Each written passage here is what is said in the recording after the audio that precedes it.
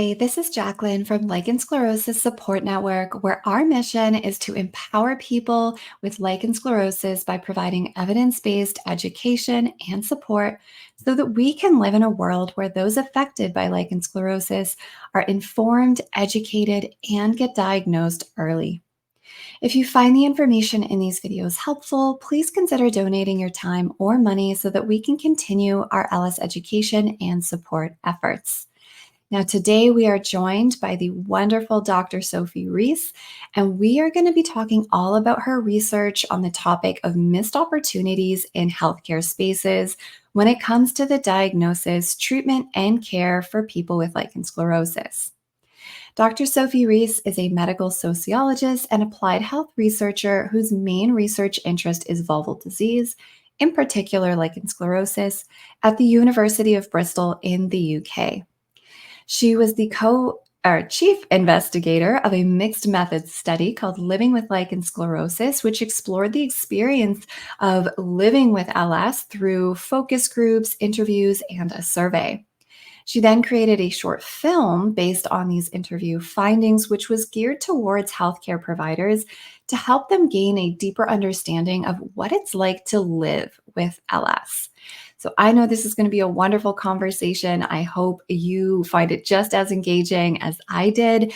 And as always, be sure to like this video. Be sure to subscribe to our channel so you don't miss on any more LS content. And with that, let's jump into the conversation. All right. So, Dr. Sophie Rees, thank you so much for joining us today. I've been very much looking forward to having this conversation with you. Now, I did kind of read out your formal bio, but I like to do a little less formal introduction and getting to know you. And so, I guess my introductory question, getting to know you a little bit better would be, what kind of moved you into the vulval health space? Because I always say, we always ask kids, like, what do you want to be when you're older? And people are usually like, astronaut, marine biologist. And like, vulval health is so niche. It's like, I really doubt that there are tiny children out there being like, I want to be a vulval health researcher. So I guess, what moved you into this space? And then a follow-up is, what continues to motivate you to stay in this space and to work in this space? Cool. Thank you for having me, Jacqueline. So my kind of background is in sociology and social science. So I was really interested in people's experiences and views, and that I kind of drawn to that.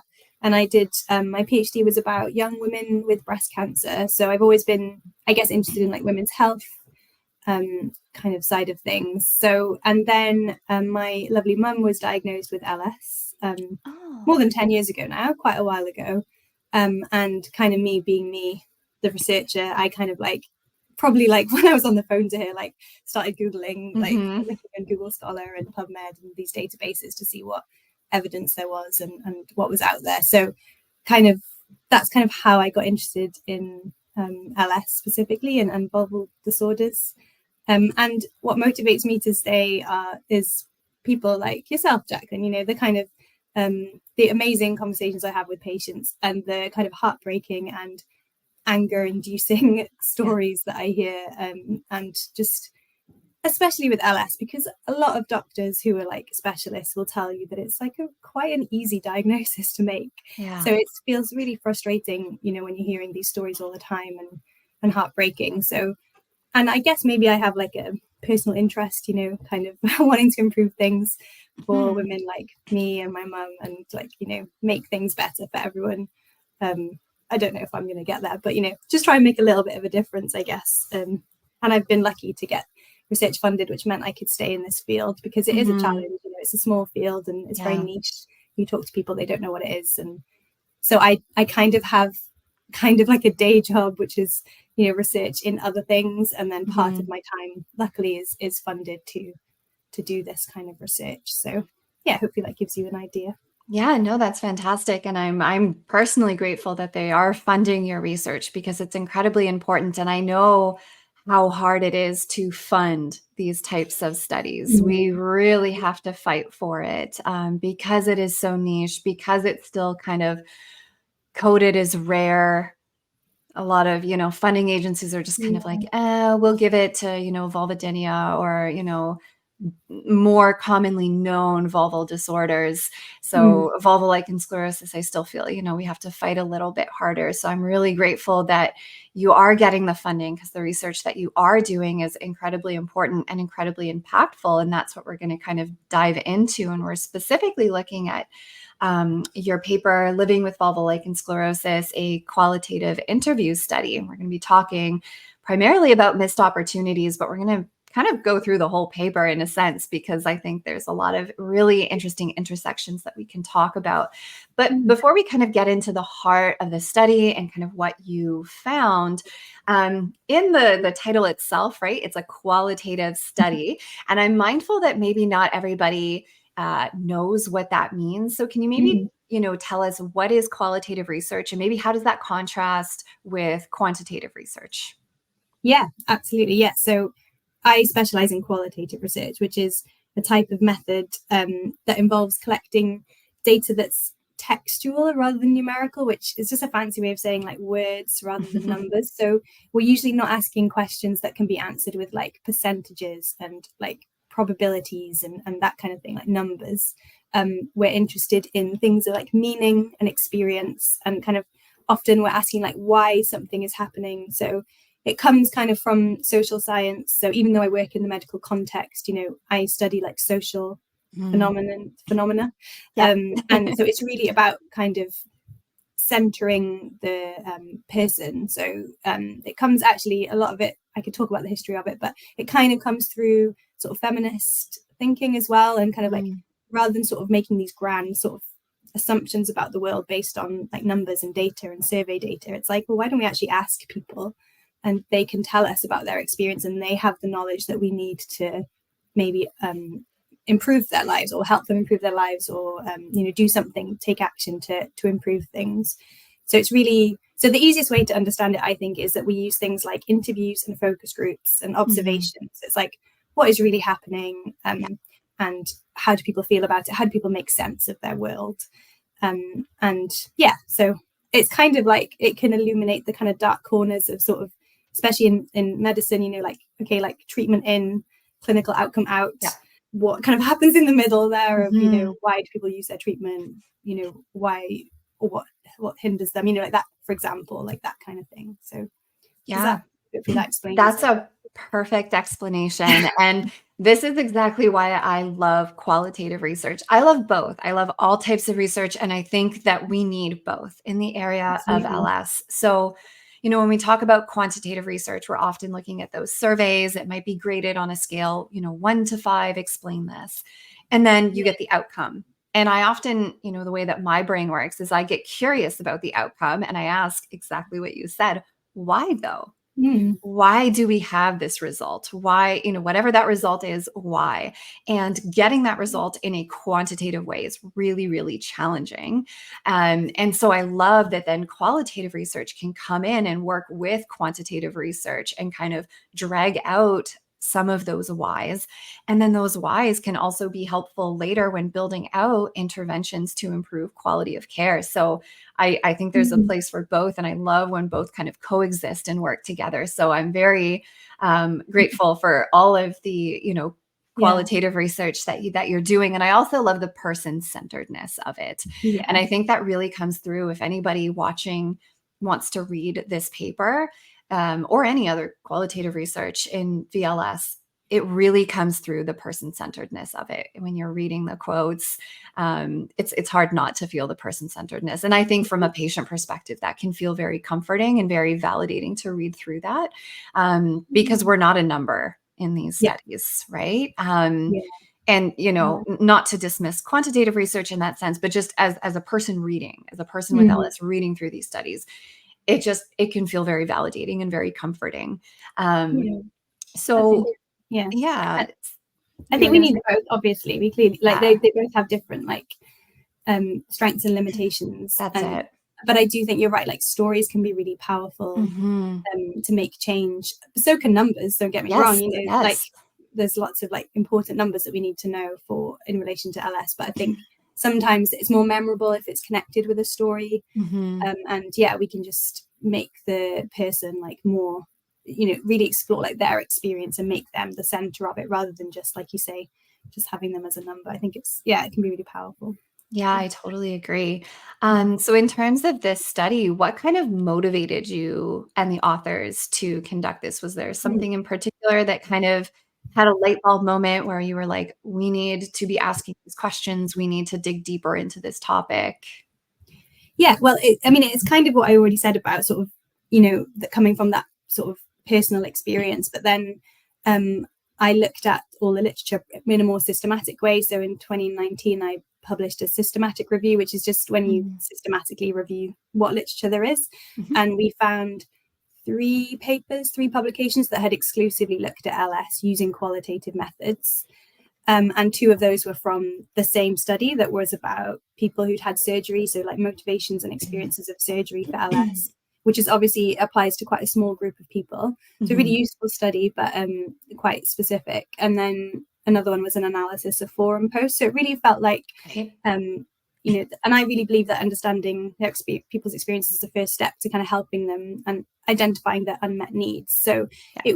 this study was really an exploratory study. And the other things that kind of really struck me about, starting this research was that, because I come from social science, and the vulva is really like silent in social science. It's kind of like, I probably can't say it's the last taboo because someone else will come along and say there's something else. But Right.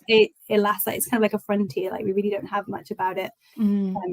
Vulvodynia, vulval pain gets a bit of attention, but dermatological disorders really are not Yeah. well like explored. So I really wanted to use my kind of social science brain Mhm. to try and understand that, and draw on some of the theories that I learned in my training. And I thought it would just be really valuable to just do like an exploratory study, so we can say like, this is kind of what we're finding, and then hopefully that will lead to more research. We identified things that we want to look Yeah. again at, or in more depth. So it's quite a broad topic, actually, this Mhm. project. And the paper that you're talking about, it's just one paper, and there'll be more. And it was just one element of the project. We actually had, I think in the end, we had 3 sort of studies within Mhm. maybe For even sure. 4, four sort of elements of the project. So it was really just that kind of silence within the literature, and wanting to sort of, it's almost like starting from the beginning about this experience. Yeah, wonderful. And so let's talk about the methods a little bit, and then we'll get into kind of the heart of the conversation. So, in terms of participants, what participants were included, and then how is data collected and analyzed?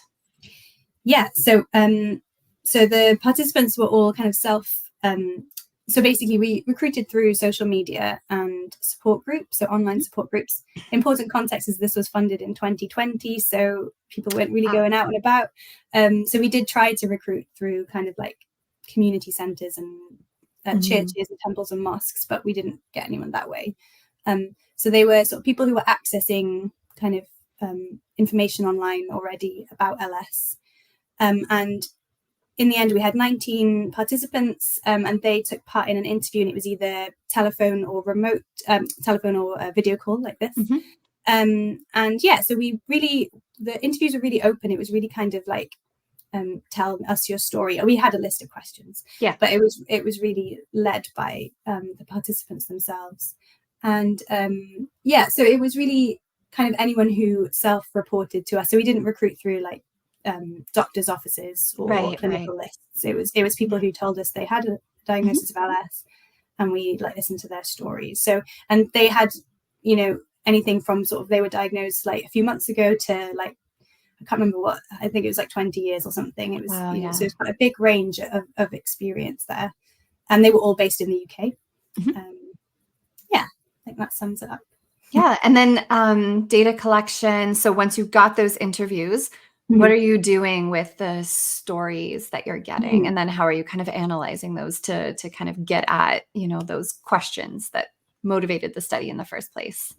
So all of the interviews we recorded, and then they got typed up, so transcribed Mhm. verbatim, so word for word. And then we have a technique called thematic analysis. Well, we actually use grounded theory in this, but is drawing out themes. So basically what we do is we take a whole transcript of an interview and we code it. So we take little sections of data and we think, well, that's interesting, and we give it a little descriptive label of what's happening. Okay. And then we do that through all of the interviews, and we bring it all together and we try to find patterns and themes that are happening within the data. So things that are coming through that we're hearing from lots of people, or maybe it's like, oh, that's only in that interview, but why? Like, that's kind of interesting to explore as well sometimes. But yeah, so it's trying to you end up breaking down all of these really long stories and trying to kind of put them back together into a way that sort of tells the reader something useful about the experience. So it's quite involved, long, laborious yeah, process, I would imagine. and quite iterative. So you go back and forth from Right. kind of like these big sections of data to like these little tiny codes. Yeah. So a code could be like misdiagnosis or something like that. Yeah. So in grounded theory, it's quite a bit more descriptive. So it might be like was told it was thrush, or okay. It's sort of more kind of specific, and so you end up with like hundreds and hundreds of like tiny little bits of data that have got a label on them, and you try and like group them together, and then you try and build themes out of that. So try and bring similar, or it's more like if you look at, so like diagnosis, for example, was obviously something that we knew would come up a lot. Yeah. But we wanted to look at the different dimensions of that. So, what it was like to be misdiagnosed for so long, how those misdiagnoses happened, what they were doing in between. So it's kind of like fleshing out all of the sort of dimensions of a theme of like within the phenomenon. So it's quite like, yeah, that's quite complex. yeah, hard to explain. But yeah, it's sort of building a story that's in like a systematic way, because often people think qualitative research is just like, oh, you just kind of like make it up, like you just decide like what story you want to tell. But it's a very systematic process, even though it is also what we call interpretive. So someone else could, in theory, look at the exact same set of data and come up with something quite different. They probably wouldn't come up with something that massively contradicted what we came up with, but they might see different things and kind of like emphasize different things. So it's a really interesting process, actually. Yeah, no, that sounds quite laborious and quite time consuming. There's no shortcut. You just have to like go with it. Yeah, fair enough. So talking about those themes, what were the main themes that you found? Yeah. Okay. So we ended up with 3 themes that we reported in this paper. So they were missed opportunities, a secret life, and learning to live with a long-term condition. And in the paper, we've got kind of like a diagram that's got like the sort of sub-themes and how it all kind of links together. But yeah, so do you want to kind of go through each one? Yeah. I think we'll start with missed opportunities, and then we'll go to secret life and learning to live with a long-term condition. Okay, cool. Yeah, so missed opportunities is something that you and your probably the viewers will be really familiar with. So it's this idea that people could have been diagnosed so many times in their kind of life, along their kind of journey, if you like, but unfortunately it was misdiagnosed, and they were often told they had something else. I mean, the classic is thrush or menopause. Those were the 2 kind of things we heard, but we did hear lots of other different things that were coming out. So it's just kind of like that basic concept of missed opportunities to diagnose, but I think also importantly, not just about diagnosis, but also about a lack of a missed opportunity to provide like education and explanation and support. So a lot of women were like, okay, I got a diagnosis, but I didn't know that it was a long-term, lifelong condition, which is just kind of like the most basic thing you should tell someone when they have that diagnosis. They weren't told that they should use their treatment. And we argue that, well, we saw that women really felt disempowered by this. They were kind of going back to the doctors over and over again. And I think that it's really heartbreaking, because that there's lots of people who just don't go back. And it probably entrenches health inequalities, because the people who like go back like have the time, have the resources to kind of keep fighting and advocating for themselves. So kind of just missed opportunities to examine, missed opportunities to diagnose, and to, like I say, educate and support. So we kind of made it about sort of multiple things, but the key thing really was the diagnosis, and just this sort of this lack of apparent understanding from a lot of not only primary care, it was surprising, even in secondary care it was happening. Right. Yeah. Yeah. No, this idea of missed opportunities is something, that of course, as a person with LS really resonated with me, right? Reading through all the quotes, I was like, Mm. yes, yes, yes, yes, yes, minus menopause because of my age. But like, Yeah. I hear that in the community all the time. Oh, they just told me it was age related. So I Yeah. think like, for anybody listening with LS, I think like I would probably say the majority of us can relate to this, which is a Yeah. big problem, It's really sad, isn't that it? I that think. the majority of us can relate to it. And it Mm. was really interesting when you were saying, that some people actually don't return, they don't go back, Mm. and that was part of my journey. So I actually, it took me about 10 years to get my diagnosis, and Mm. right towards the end, I found this, they kind of marketed themselves as like a women's health, sexual health center.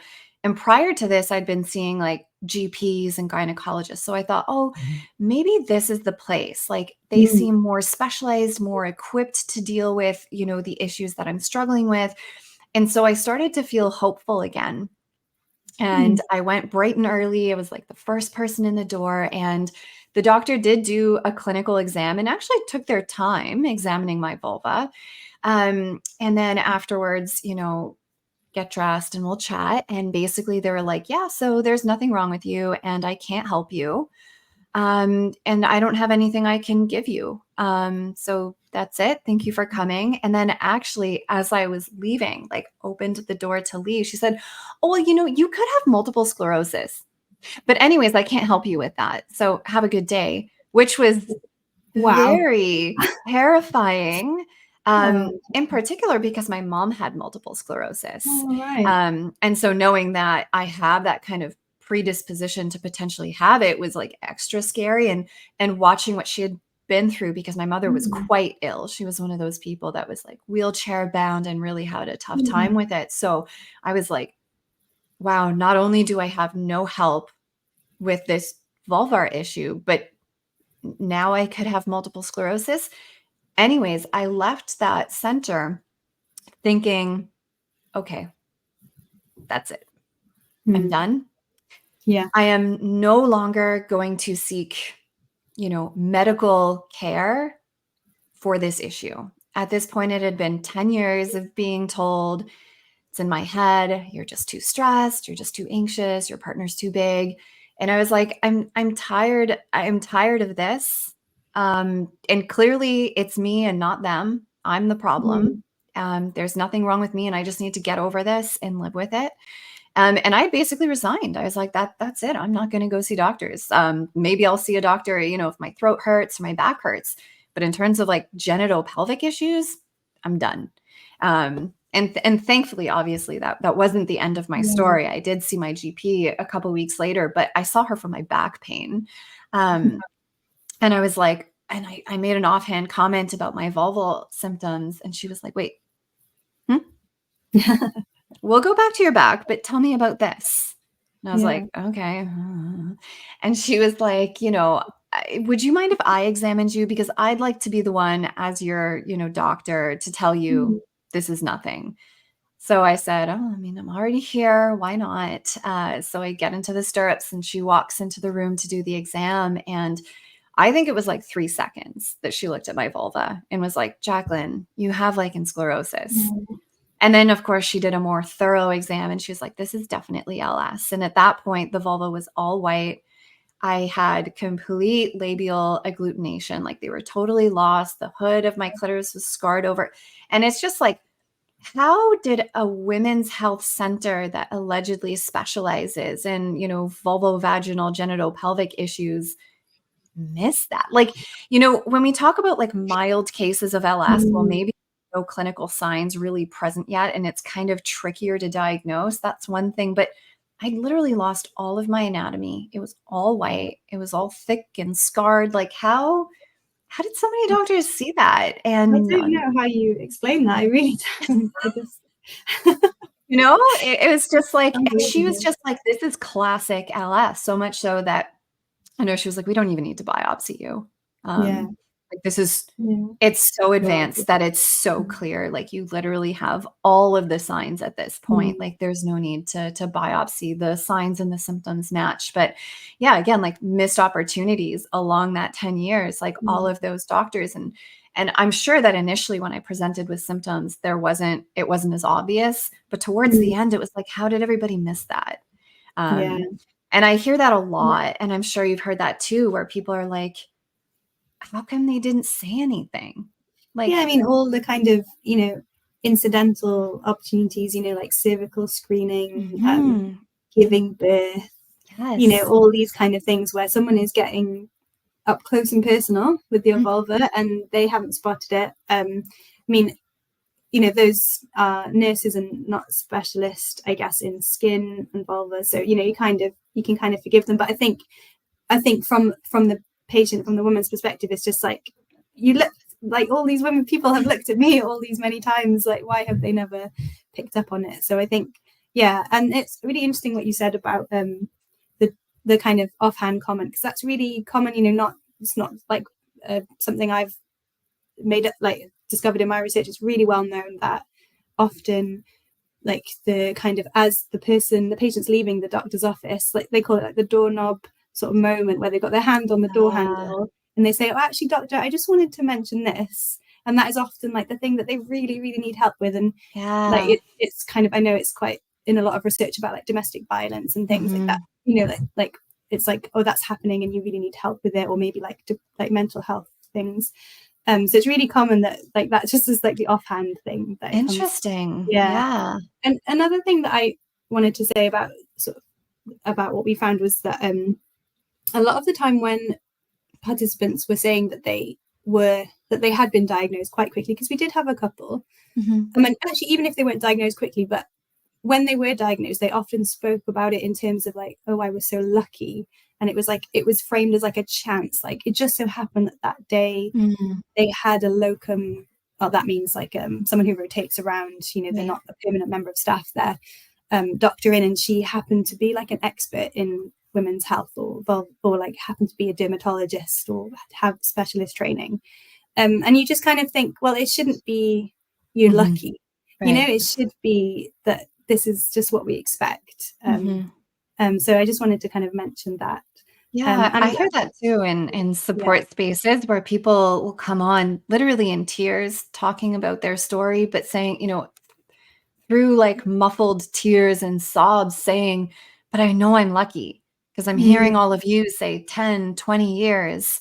And it's just like, yeah, but look don't at feel, the pain you're experiencing. Like it's almost invalidating to yourself to say yeah, that you're lucky when you're feeling so much pain. And to your point, this really should be standard. I'm hoping mm, that we do get to a point where we reduce the yeah, delay in diagnosis that we see, which is approximately 5 to 15 years, depending on the papers that you're looking at. But mm, ideally, these things are going to start getting caught sooner, and we don't have to feel like, oh, thank God I was so lucky.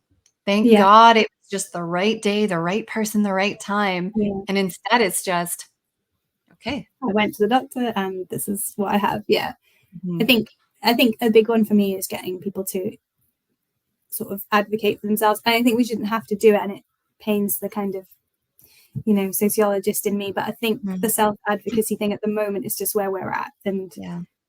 we heard it a lot, women say, using, like, it was really interesting, they use like militaristic language. So like they Mm. were arming themselves with Ah, information, and they were marching, literally they'd say I was marching down to the office and I was going to demand that I was examined. And it was kind of this like, it was like this huge deal, just to have like a basic, yeah.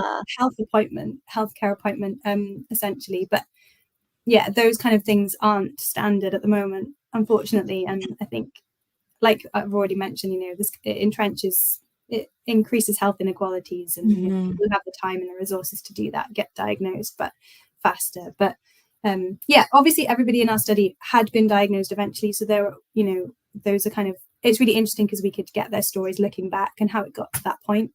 But there were obviously lots of people who there are lots of people out there who are still like undiagnosed, and yeah, it's sad. Yeah, and fighting to get Yeah, that I diagnosis do. and Yeah. fighting to be heard. It's interesting with that Yeah. militaristic terms that you're Mm. talking about, the arming and the marching. And it's, it pains me too, because I often have to talk to people about self-advocacy and preparing Mm. for their appointments. And the reason I say it pains me is because I feel like I shouldn't have to do that. No, you shouldn't. And I shouldn't have to work so hard with people to get them ready for appointments so that doctors will listen.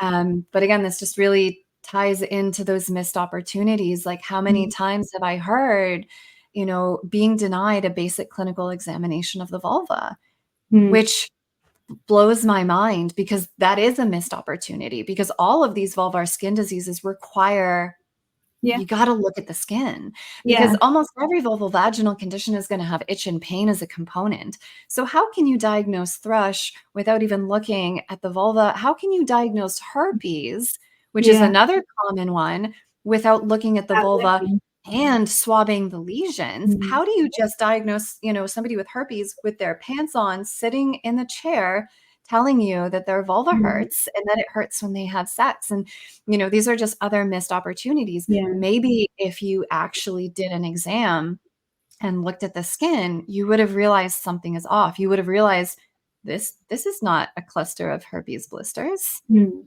or Mm. herpes doesn't cause what I'm seeing, all of this scarring, right? So Mm. just like another missed opportunity for diagnosis that delays it is the denial of clinical examinations. And like you said, like, I'm going to demand that they look at me. Like, why do we have to fight so Yeah. hard to get an exam? And quite frankly, it's not like the exams take an exorbitant amount of time. No. That I do. challenge to Yeah. do. I think, yeah, I did read, there is an interesting paper, I can send it to you, about kind of Hmm. barriers to, from the doctor's perspective, Yeah. it was done in the UK GP perspective, like their view on kind of like barriers to doing pelvic examinations. And Interesting. yeah, it was really interesting. I'm going to try and remember it, but it was sort of a lot of different things, like, not having a chaperone, but, and then another thing is kind of like cultural concerns, like, or just embarrassment, like not wanting to embarrass the patient. But so I think we have to like tell patients that, if you're going because you suspect you have LS or anything like that, then you just have to make it clear that you expect an examination and that you're okay with an examination. And I think, the doctor's making all kinds of assumptions about you That's depending on how true. you present, and you might not present as somebody who's open to a examination. And yeah, I think it's just like so many layers to it. And I know that it's really hard to not feel like you're kind of like GP bashing, especially, but we're really not. We're really just trying to raise, advocate ourselves for these patients, Yeah. aren't we? And we know that there's lots of pressures on the doctors, but I think what we're asking for is pretty basic. Yeah, no, and I agree. It's never as simple. It's never as black and No. white. And the different countries have different, Yeah. structures and systems that doctors work in and have to adhere to. And so if you have 5 minutes per patient, what do you do with 5 minutes? You can't, Yeah. first of all, you can't do vulvovaginal concerns in five Yeah. minutes. They're far too complex. Yeah. So I appreciate that. And it's also a good thing for us to think about, because GPs often are the first point of contact Yeah. for these, especially in, at least where we live, Canada and the UK. You need a referral to get into specialists. So it's not like I can just bypass my GP and get to the gynecologist, because the gynecologist is quite comfortable doing, gynecologic genital pelvic exams. They have the equipment, they have everything. But again, for a lot of us, talking about barriers in this, it's like, well, it has to go through a GP. That Yeah. assumes you have a GP. Yeah. A lot of people You struggle can to get an appointment. Yeah. get those. And then to your point about, barriers, they are often working within traditional work hours, like a 9 to 5. So if you have a job, you can't take that off because you can't Yeah. afford to lose money, then you can't get in. So lots of things for us to kind of think through and continue working on. And that's all we really can do, is just Yeah. continue to slowly chip away and improve these things. So Mm. yeah, I think missed opportunities is something that, is intimately related to these delays in diagnosis and issues with education, which we'll talk about shortly. But let's pivot to the secret Mhm. life category. What do we what did you all find for Mm. that theme? Yeah. So we, one of the things we sort of, through our analysis, we found was that women were, and because of the kind of lack of sort of understanding about LS in the wider population, they often felt like living with LS was like living a secret life because nobody else knew. They couldn't really talk to anyone else. And they might have tried to talk to other people, but because of the lack of understanding, again, it's having to kind of get into quite a lot of detail, which people didn't want to do. They were worried about being judged. Some described examples where they had felt judged, people sort of assuming it was like a sexually transmitted infection or, that kind of thing, or that it was contagious. So there was this kind of sense of they had to keep it within themselves. A lot of them talked about having supportive partners, and that was useful. But I think, we often like to talk to, like, a lot of things we will talk to our girlfriends about, it's kind of, or our family, maybe we'll want to talk to our mum about it or something. People talked about wanting to tell their, daughters about it, but being worried, finding that really hard. So there was just this really powerful like sense of loneliness and isolation that we got from the interviews. And I think it was an opportunity, the interviews were an opportunity for them to kind of share that. So probably we did hear from a lot of people who were experiencing that quite intensely, and not everybody will experience that. But I think it says something about how the vulva in general is seen in society, and it speaks to that kind of shame and stigma and silence around it that we've talked a little bit about earlier. So there was just a really strong sense of loneliness, and I remember one woman saying to me, "Oh, I'll talk about it with you now, and that this will be the last time I ever talk to anyone about it." Wow. And it's just like heartbreaking, it's really like, it shouldn't be like that. And then a lot of them were seeking help, sort of seeking peer support. So they would go on support groups, obviously, because that's how we found them. But it was really important. Some of the things they were saying really show, I think that it was literally described by one woman as like a double-edged sword, because you were getting so much information and support, and it was addressing some of that loneliness, but you were also seeing the absolute worst stories and kind of bearing witness to other people's suffering. And even if you yourself weren't having a terrible time, it's this kind of like what you were saying earlier, like invalidating, like, oh, I don't really need to be on here, I'm not having a bad enough time, or really also like fear of that will be me someday, I'm going to have that as well. So I think, a message to patients is kind of like, limit your time maybe in those groups, and don't kind of like overexpose yourself to those challenging stories, because overall people got a lot of benefit from being in the support group. But so there was just a sense of like loss of identity, and who am I, and kind of living with this in silence was to summarize that theme. No, I remember reading through that, and just like a secret life. I remember that really hit me. I remember that being very impactful. I thought that was an excellent way to capture what I think is the lived experience for many of us. And I do know that, through my work in the community as a kind of patient advocate, that loneliness and isolation is so common. It's so common. And I do think that it really does tie into and relate to the shame and stigma that still kind of surrounds genitals, particularly, the vulva, the vagina. You can't talk about those things. I always say, if I worked in an office setting and I had strep throat, I would walk into the office and say, guys, I have strep throat. No one would bat an eyelash. I mean, they might keep their distance because they don't want to get strep throat. But other than that, it's completely normal. They know what you mean as well. Yes, they would know what I mean. And they would be like, okay, that's normal. People get strep throat. If I injured myself playing tennis, had a cast on my arm or something. Oh no, okay, that's fine. I can talk about the pain in my arm, but I can't talk about the pain in my vulva. And it's frustrating. And if you think about strep throat, if you're weird like me, you take the flashlight and you look at the back of your throat, man, it's like full of pus and bloody streaks and hyperpigmentation and swelling. It's not pretty. So why is it okay to talk about my throat, but not my vulva? And it's really frustrating. And it does add that layer of loneliness. And then, when we talk about missed opportunities, I was also thinking about, missed opportunities for educating patients, because I think there are ways that you can offset some of that loneliness from the beginning. And it doesn't have to take a long time. It can be as simple as, dispelling the myth that LS is rare, because a lot of doctors are saying, oh, it's super rare. And when you hear as a patient, you have this super rare disease, immediately, even if it doesn't affect my vulva, I'm feeling alone. I'm feeling like I'm maybe 1 in 10 million in this, world with this disease. It's like almost me. And that in itself can add to feelings of isolation. So even just, it's not rare. It's actually quite common. We see this quite frequently in the clinic. There's many, many people of all ages and genders across the globe that have this, can at least do some work to kind of alleviate some of that sense of isolation. When I was diagnosed, my GP told me, wow, I mean, it's so rare. Like, I've never seen it in somebody of your age. It basically just affects postmenopausal people. And I live in Toronto, which is a very big city in Canada. Over 3 million people live in this city. And I went home thinking, I'm 1 in 3 million in this whole massive, overly populated city.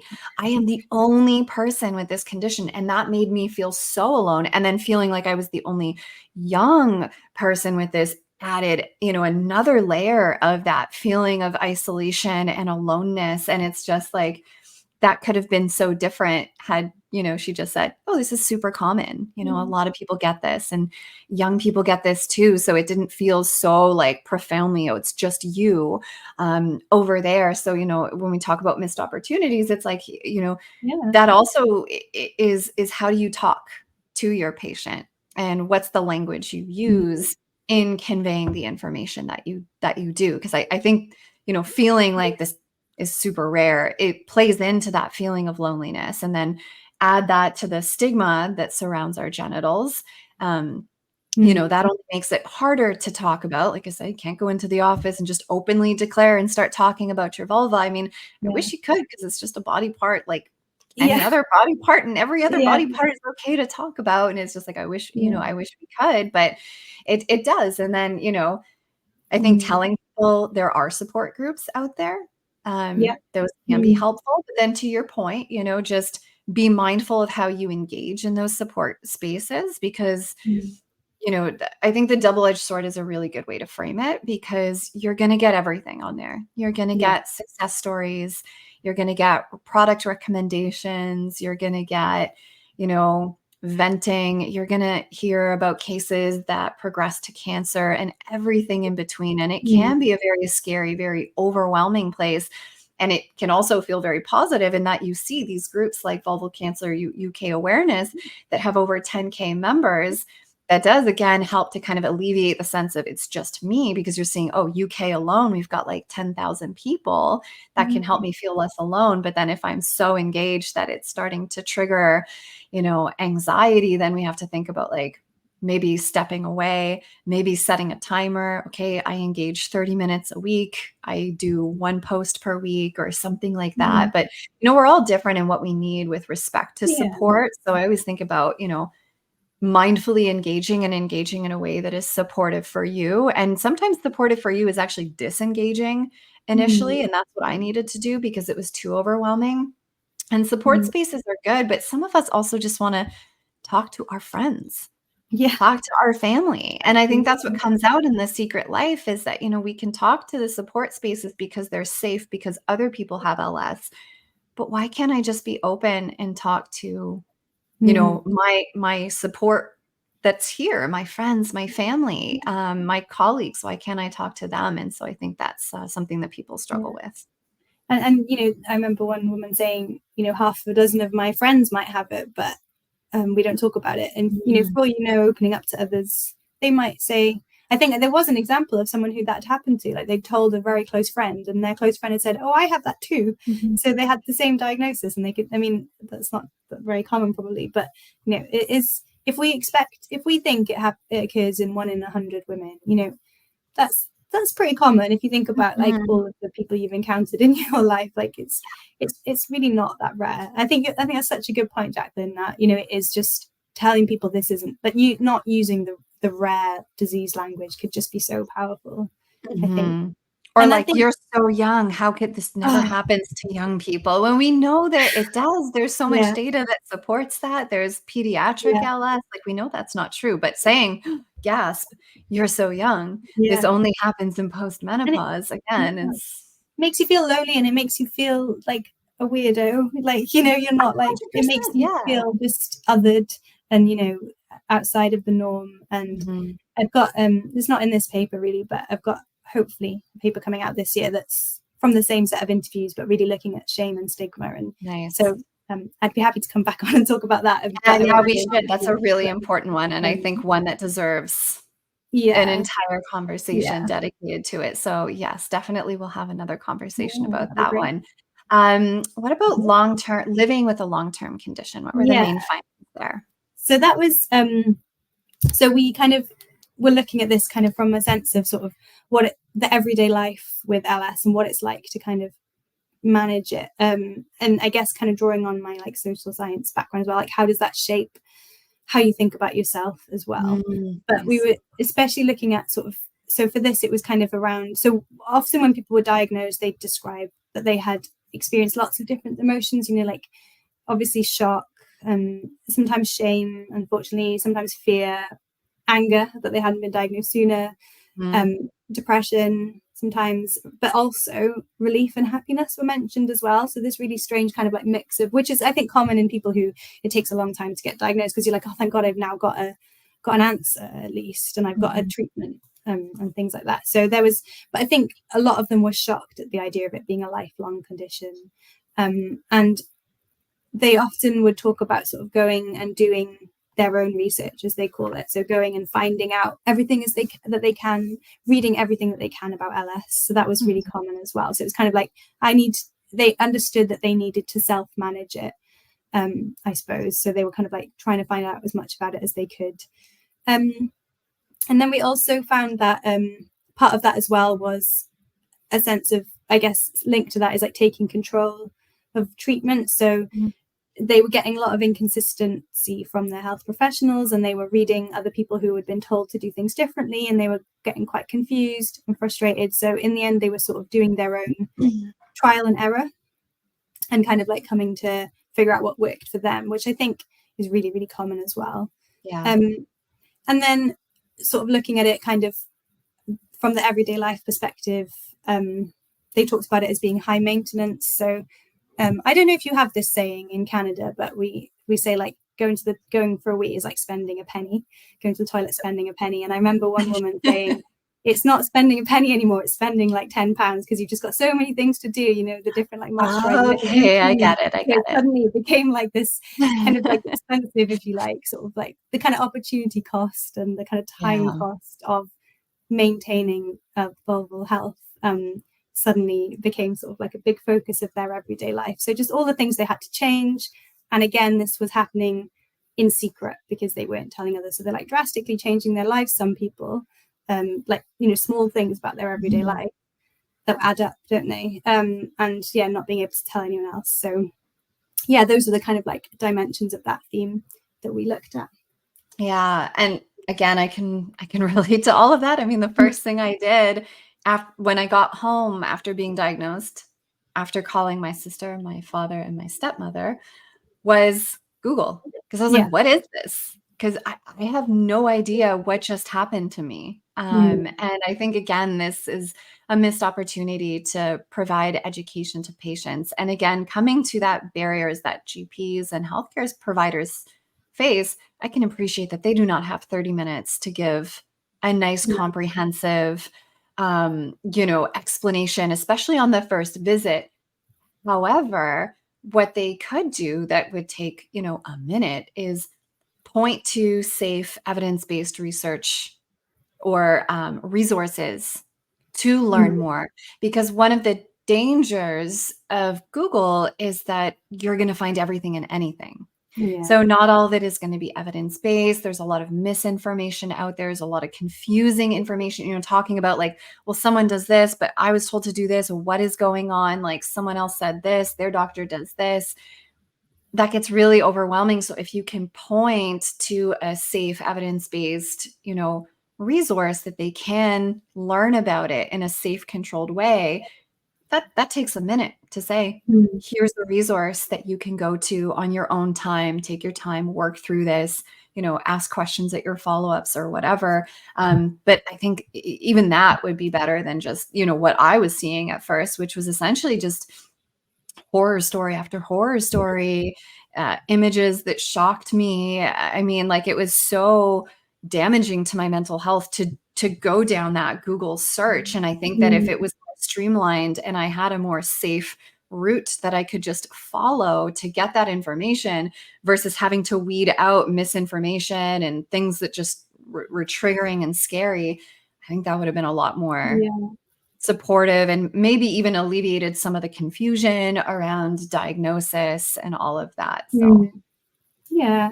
And I think also the other point is kind of like, I guess often when you're given a diagnosis of some condition that's chronic, you're given like an idea of what's going to happen to you over the next 6 months, 1 year, 20 years, and you know who's going to look after you, you know what the kind of plan is, I think. But I think with LS, it's really patchy, and we know, the guidelines recommend yearly checkups, but in our study we found that really wasn't happening unless patients initiated it themselves. So I think that's a challenge as well. So, and kind of figuring out, okay, like learning to live with kind of, okay, this is a flaring and remitting condition. And I think that a lot of people just weren't told that that's what it is. And they just aren't educated, like you say, they're not, or maybe they are told, but you can't take everything in, can you, on that first appointment? When you're told about this, you're like, hang on, what are the words that you just said? Lichen Sclerosus. That's it. These like speaking a different language. So I think, yeah, like you say, and a little teaser is, I am leading a project to like develop a resource, as you know, an information resource that hopefully in the future people will be pointed to and will be really helpful for them. But also, to your point, like, there isn't a lot of evidence base out there, so a lot of these things of like how to manage it on a day-to-day basis are kind of based around sort of our best understanding of, and they might change in the future. But I think I don't know, we haven't really talked about it, but also like maybe just giving people a bit of hope that, you can be okay with LS. You can live, your life doesn't have to change dramatically, or maybe it does, but it's not like, it doesn't have to be quite so intense. And so it's like the feelings you have now aren't going to be forever. They might come and go, but it's kind of giving people.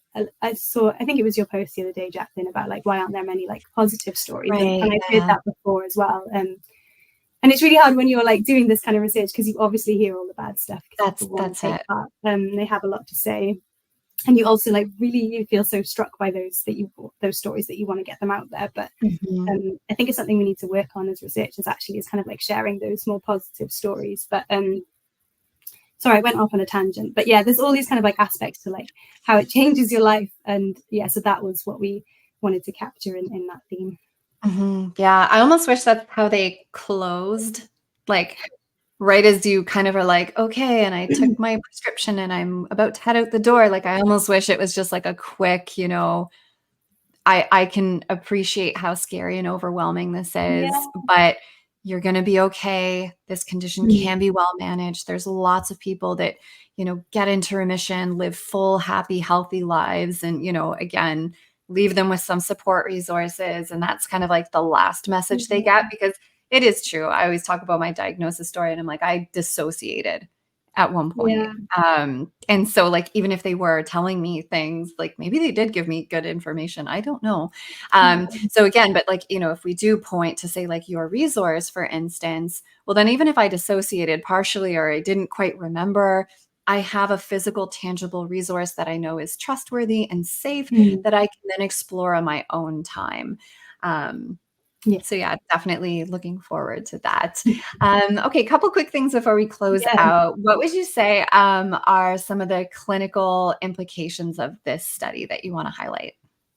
I guess we've kind of talked about them really, like how we can improve diagnosis and that kind of like push to like do examinations. It's okay to do examinations.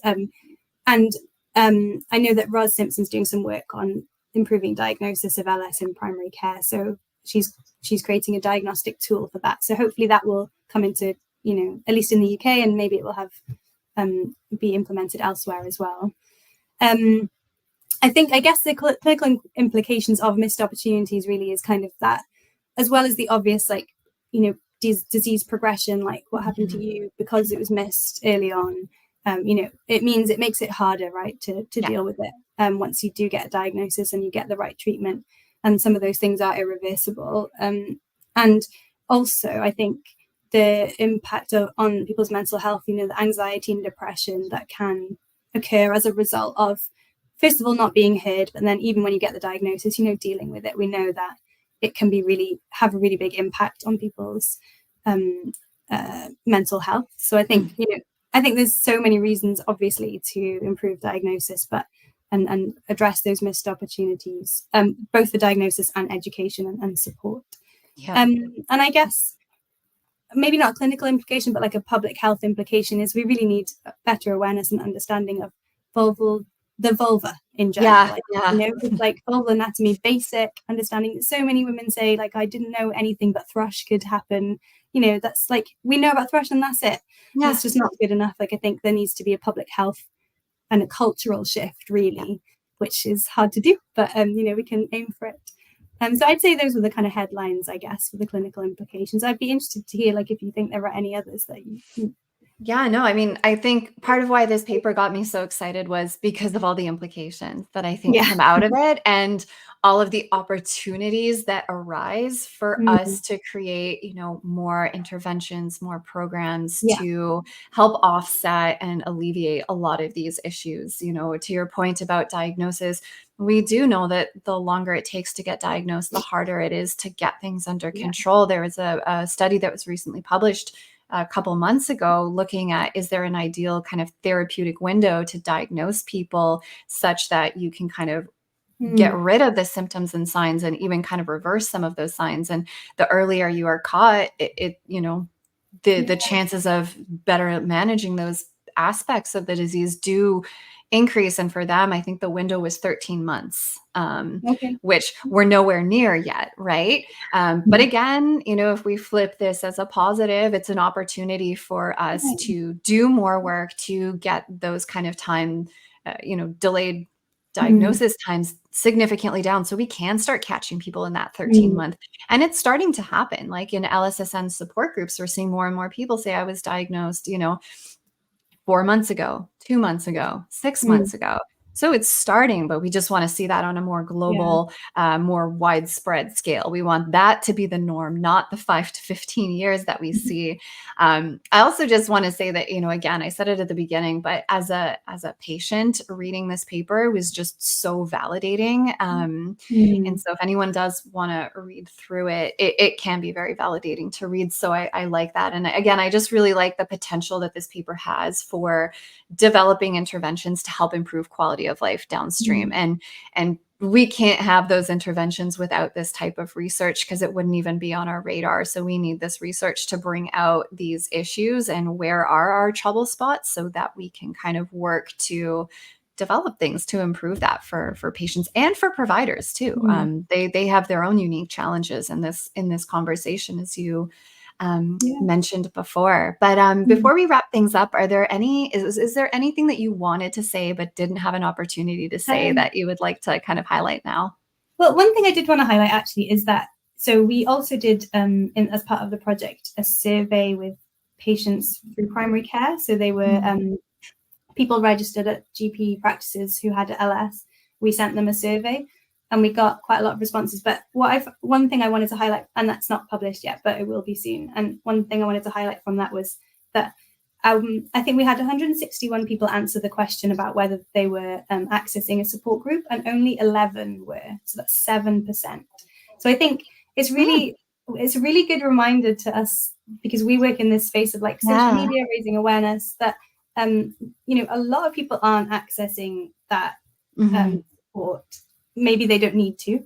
They don't feel like they need to. But I think it's just like a little reminder of that. And I guess it's a limitation of this study, that it probably doesn't reflect the broader experiences in some ways. But we can't really say that. But it's sort of, it might not apply to everyone. But I Mhm. think the strength obviously is that we were able to like explore it in a lot of depth and, like you say, really identify all the problems that, I like how you phrased that, like flipping it on its head and seeing it as an opportunity. Yeah. I just kind of wanted to say that. And I guess also just to say that, we kept our recruitment materials like gender neutral, but we didn't have anyone who didn't identify as a Mm. cis woman. So just to kind of clarify, like when I'm using woman Right. throughout this whole conversation we've just had, I'm using that because that's who was in our study. But Yeah. I think we really need some more research on this Oh, from yes. the perspective of people from who with different genders. We didn't have anyone who identified as lesbian or bisexual in our samples. We didn't ask, unfortunately, about disabilities and Mhm. neurodiversity. So there's lots of underrepresented Yeah. communities that we still need to understand. And I know we've had conversations about that in the Mhm. past. So I guess, like, yeah, still loads and loads to do. If anyone's interested in Yeah. doing research, I could give you lots of ideas. But yeah, so yeah, thanks so much for having me on, Jacqueline. I think we've gone into depth about the paper, and I think we've covered everything that I wanted to cover. So it's Awesome. brilliant. Well, fantastic. Well, thank you again for joining us today, for having this conversation, and for all the incredible research and work that you do to advocate for our community. Really, really impactful work, and very grateful for you. Um, So thank you so well, much. likewise, Jacqueline. You're Thank amazing. you. Good to All talk. right. All Yep. right. So that is it for this video. We'll catch you in the next one.